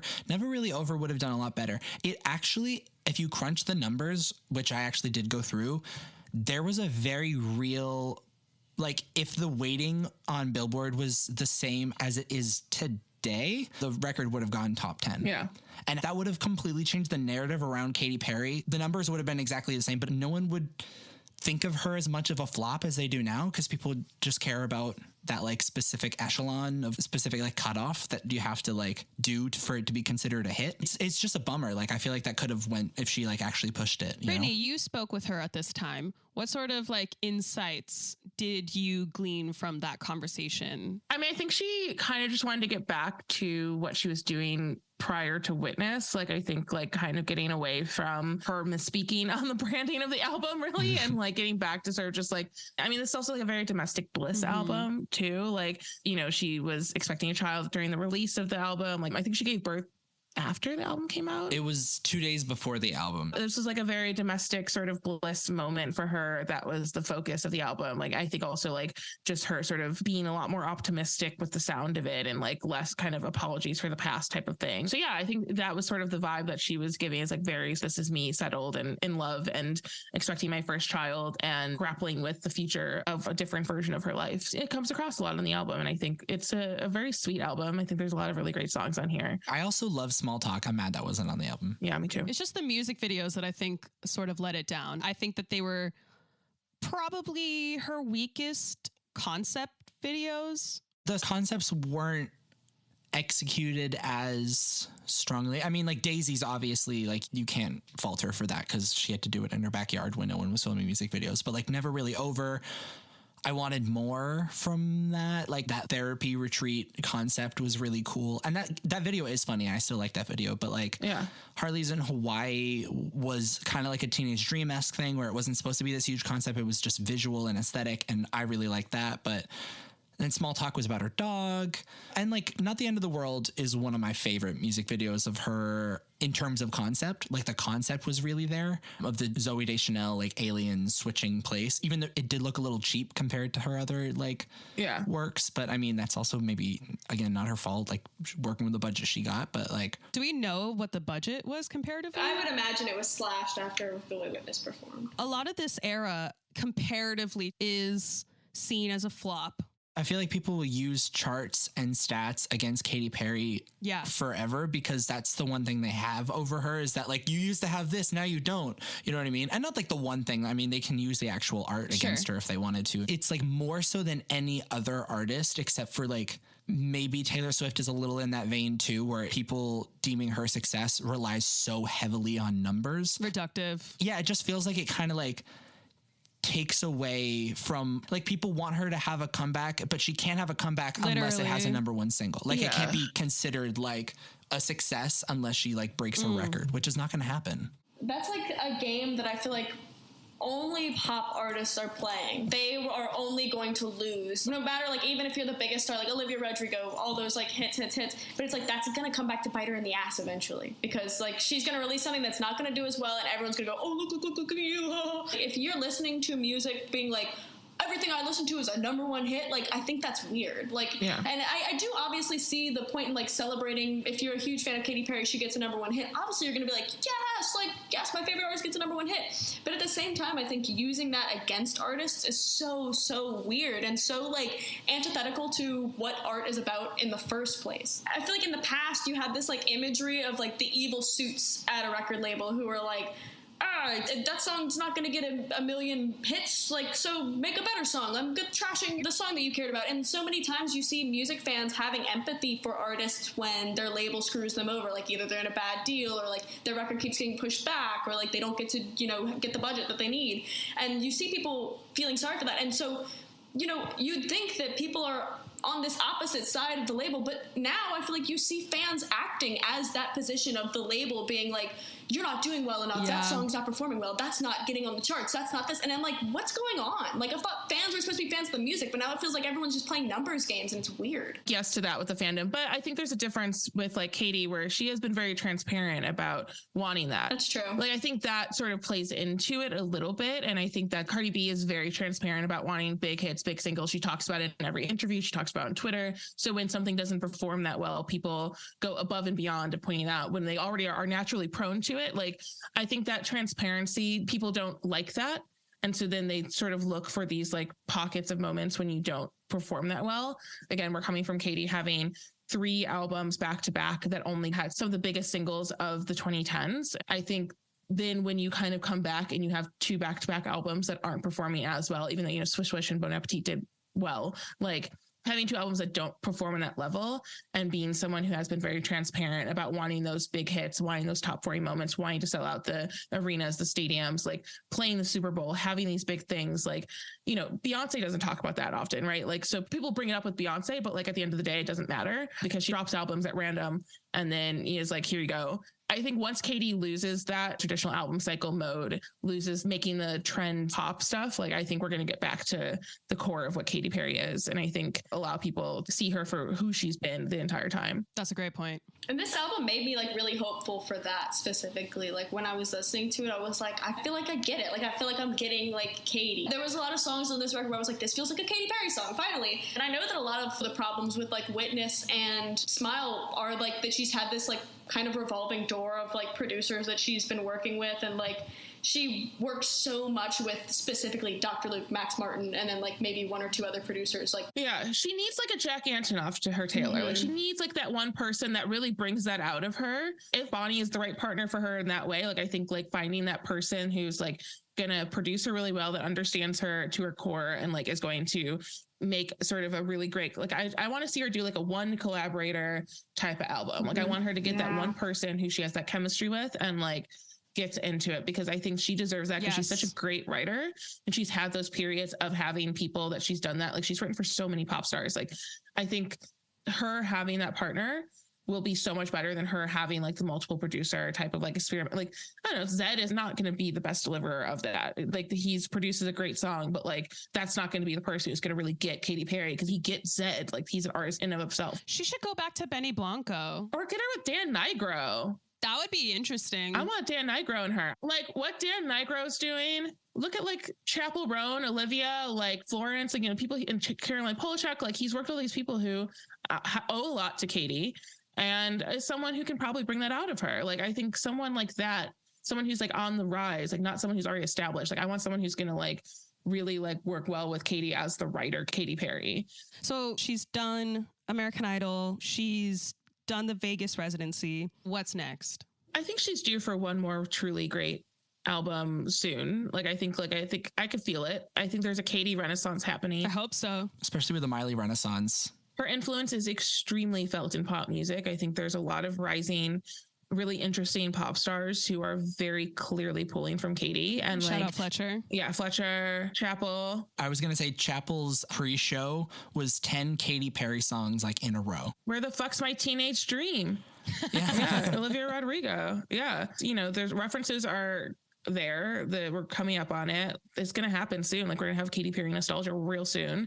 And I think an absence is probably for the best, but I think also doing like the Vegas show where we're getting the best of Katy, both in terms of singles, but also in terms of performance, like super camp Katy, kind of returning to the Teenage Dream era, like over the top outfits, like singing on top of a toilet is very Teenage Dream era Katy. Like I think we're due for it. I think I just really want her to find that collaborator who she like clicks with. I think meme culture and music is super, super huge. Just look at Doja. Oh, a Katy Doja song? Oh, that would eat. Yeah, honestly. And Doja loves Katy Perry. So many artists owe so much to her right now. Lil Nas X collab?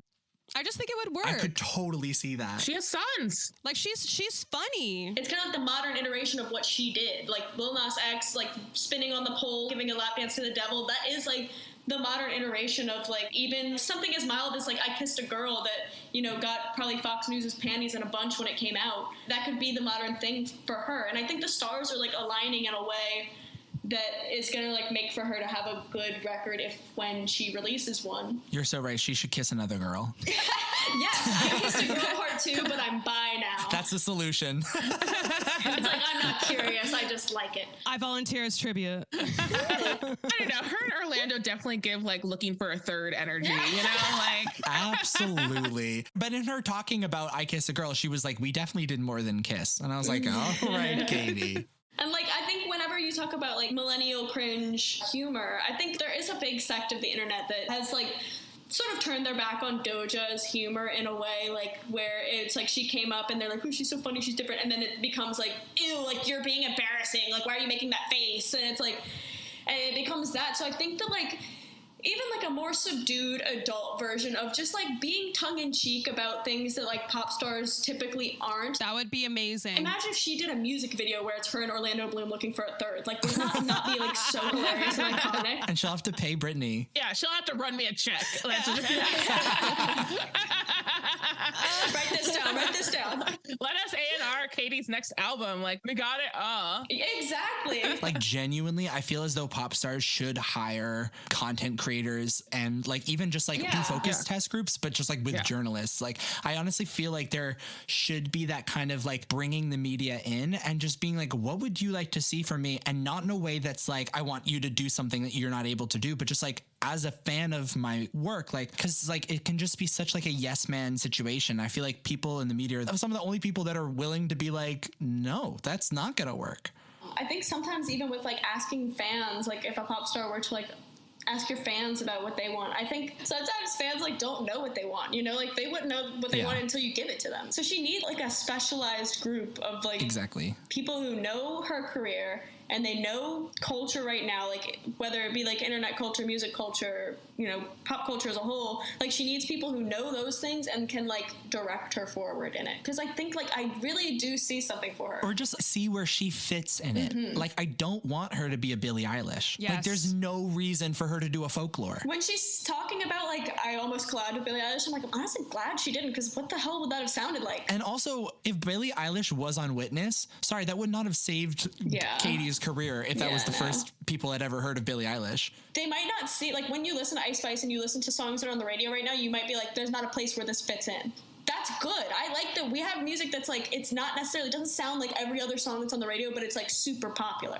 And I like that. And I think that that's like, that creates the perfect environment for someone like Katy to come back and do a Katy thing and not do something like Witness where it's like she's being forced into this like modern sound, but rather she can make her own new path. And like even Beyonce's album, she went and she did something that like other people aren't doing that right now.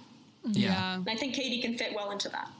Totally. She still has a place. She doesn't have to be what the mainstream is, but she just has to do something that we want to hear. I think it's really just she needs to get in the room with new collaborators. And I think it's really taking different cues than she's used to taking from what's popular. Yeah. I need her and Charlie XCX to have just sit down together. Yeah. I just want them to have tea together. You know, just have a quick chat. And her legacy is cemented. Her influence, especially in videos, like there is no 1989 without Teenage Dream.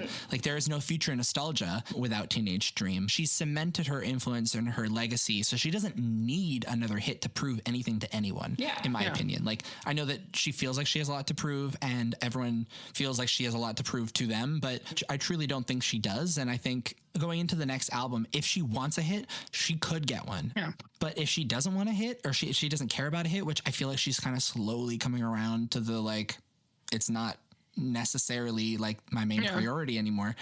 Like, good. Yes. I'm going to have to run in a minute. So, okay, feel free to run and we'll just go into the top 5. Okay, I'll just say really quickly, thank you so much to both of you for doing this. Of course. And Katy, if you're listening to this, you know who to gift to A&R. And now we've come to the last part of our show, our top 5. This is where we list our top 5 of a certain category. And this week we're doing our top 5 Katy Perry music videos. Who wants to go first? I can go. All right, Slay. Okay. At number 5, I have California Girls. Even though like the song is not like in my favorite songs by her, I just think that video and that image and the aesthetic of it, it's just like such an important part of the character building of Katy.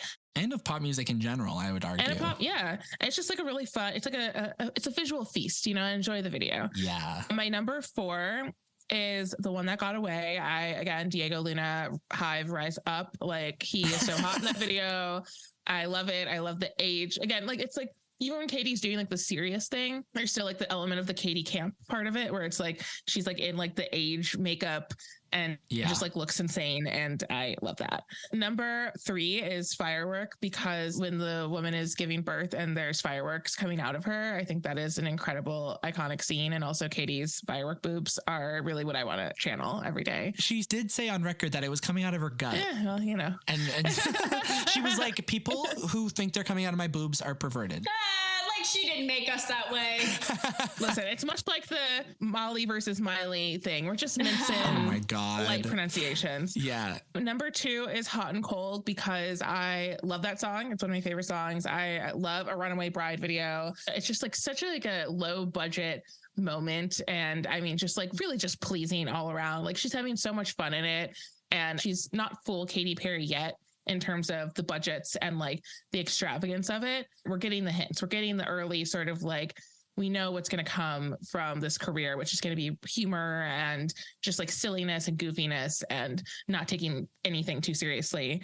And number 1 is the military promo of Part of Me, which again, I watched that video so much. I don't think I've seen a Katy Perry video as much as I've seen that one. We watch it so much. My friends and I watch it like every time, like, especially if we're just like sitting on the couch and we get a little too drunk, we're like, got to put on Part of Me by Katy Perry, because it's so insane. That's a really good top 5. It's hard to like not make the entire top 5 the Teenage Dream singles. That's what I was trying to like make sure I tried not to do that. I'm realizing now that I completely failed at doing that. I think I definitely tried, but I think I failed. I want to do a honorary mention for Small Talk. I liked that video. I think it had really creative direction. Number 5 for me is Part of Me. It's important to my life. I saw my own father shed a tear at that video. It's in my memory bank forever. Number 4 is The One That Got Away. That's a movie. She's an actress. Where's her Oscar? I'm waiting. Number 3, I have Last Friday Night. That classic. The feature of the Just Dance game for the Wii, Rebecca Black, the Glee cast. It's so perfect. Like, there was never a better time to be a 12-year-old girl. Then number 2, I have Waking Up in Vegas. That to me is like quintessential Katy Perry. Like, that is Katy Perry in video. That is Katy Perry in song. Like, I think like those aesthetics work so good for her. I guess that like rockabilly vibe that she was in at the time, and then doing like the Vegas, doing the little showgirl outfit. Like, I think she killed it. I love that song so much. That's one of the ones that I teared up at a little. And then number 1, I have California Girls. It feels anticlimactic to be a number 1, but it's like, what else could I put at number 1? It's so perfect. It's so iconic. It's so Katy. It's everything. And also, I love Snoop Dogg's verse. I have to talk about it again. No weenies, just the king and the queenie. That's all I have to say. Okay, so I want to give shout outs to Waking Up in Vegas and Thinking of You. So my number 5 is The One That Got Away, for all the reasons said before. It reminds me of kind of like, it's like a I'll Never Love Again from A Star Is Born, where it just snaps out of the music all at once, and it's just like... Don't even make me think about A Star Is Born right now. I just get teared up. Number 4 is Firework. This is my first time crying at this music video when I was rewatching it for this thing. It's one of the 4 that I cried at. Slay. Firework, I didn't expect it to be in my top 5 at all. And then I watched it and I was just so moved by it. Like, I was like, wow, like, you know, because I just know it means so much to a lot of people, similar to like Roar, how that means a lot to like cancer patients, like, because it kind of became like a cancer anthem. Firework is so huge, especially because Katy Perry, despite previous attempts at homophobia, like really had the gays in her clutch because of I Kissed a Girl. And then she releases Firework, which has queer representation, like positive queer representation, encourages people to come out, encourages people to be body positive, encourages people to look in the sky while they have cancer. Like, that one doesn't really make sense to me. Like, I guess there's something to overcome with the cancer thing, but it was not 1-to-1. It was apples to oranges, that one. And the fact that they flew out all of like her actual fans to do that dance in Budapest, like, those are all like just genuine fans who like kind of won a contest. I'm like, that's so cool. Like, and my number 3 is Chained to the Rhythm. I just really love all the detail in this video. And she paired herself with Matt Cullen again, who did California Girls and a bunch of other videos. And I just felt like they're just such a dream team. Like, talking about her like collaborators and people who really get her for her music, this visually is her like significant other. You know what I mean? It's her work husband. Like, Matt Cullen just like gets it and gets her vision and is like really good at bringing that out in her. And then my number 2 is California Girls, just for similar reasons. You know, I love the sets. I think it's like the most expensive looking music video that had come out, I think, at that date. I don't know if it's the most expensive, but it's the most expensive looking for sure. And it's just so ambitious, and it just highlights all of her like actual ambition. And then my number 1 is Last Friday Night, DJIF. I credit that one too, because I was just like, this is so perfect. Like, everything about this is so good. And I just, friend of the pod, Rebecca Black, like, I love that she just had that moment, because I know it meant a lot to her. I love that she got to have that moment. And it's just like what Katy does best is like the Last Friday Night music video. Yeah. And so that's our top 5. Thank you so much, Mila and Brittany, for joining us. If people want to go follow you or find out more about what you're doing, where should they go? You can find me on Twitter, Oh Hey Brittany, OHHEY BRITTANY, and on Instagram, Brittany Spanos. You can find me primarily on YouTube, youtube.com/Mila Tequila, or you could just type in Mila Tequila in the search bar, spelled exactly how you think it is. And then on Instagram, I'm Mila Tequila, that's MILATEQUI.LA. And on Twitter, I'm Mila Tequila YT, as in YouTube. Thank you again so much for coming on the show, and thanks to Noah for the theme music. Please rate and review this podcast wherever you're listening to us now, and we'll see you again next time.